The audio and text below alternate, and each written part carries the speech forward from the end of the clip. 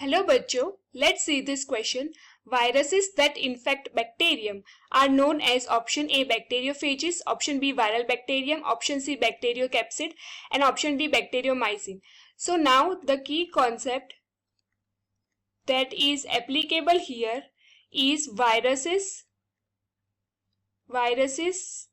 that infect bacteria. Now ये जो viruses है जो बैक्टीरिया को इन्फेक्शन करते हैं that are also known as commonly they are known as phages. अभी ये फेजेस क्या है? This are the viruses. अब ये वायरस क्या करते हैं that specifically infect the bacteria को इन्फेक्ट करते हैं and then they replicate within the bacteria, or they replicate within the bacteria. So they are known as phages and they are most abundant and they have a structure, specific structure, जिसमें first part है उसका head जो है उसको capsid बोलते हैं. सो capsid क्या है? दे आर टिपिकली उसका जो शेप है कैप्सिड का दैट इज icosahedraल in shape and they contain genetic material.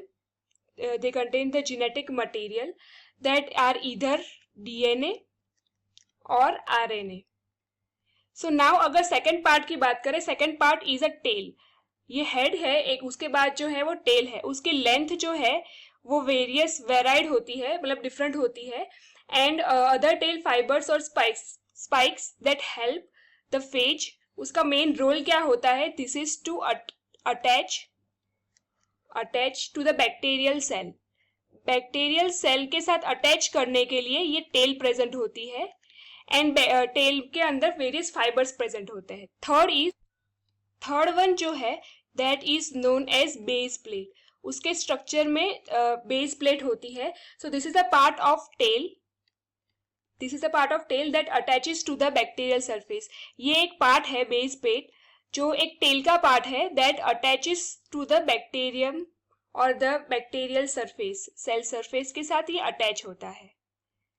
So this is the structure of a virus that infect the bacteria.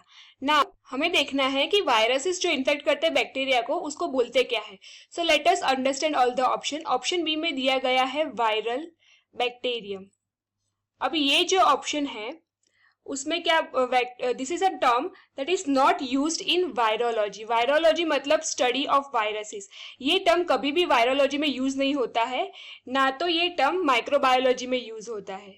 There is no such term as viral bacterium. So therefore this can not be the correct option. Moving option C. Option C में दिया गया है बैक्टीरियोकैप्सिड. अभी ये जो बैक्टीरियोकैप्सिड है that is not recognized. This is also not recognized in virology or microbiology. So therefore this cannot be the correct option. Moving for option D. Option D में दिया गया है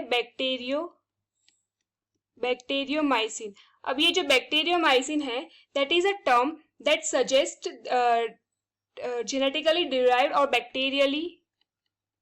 बैक्टीरिया का यूज करके derived antibiotics. This is the term represents the antibiotics and this is not representing viruses that affect bacteria. So therefore this cannot be the correct option. Last option A. तो option A में दिया गया है bacteriophage. अब ये bacteriophage जो है this is the correct term. This is the term which represents the viruses that infect bacteria.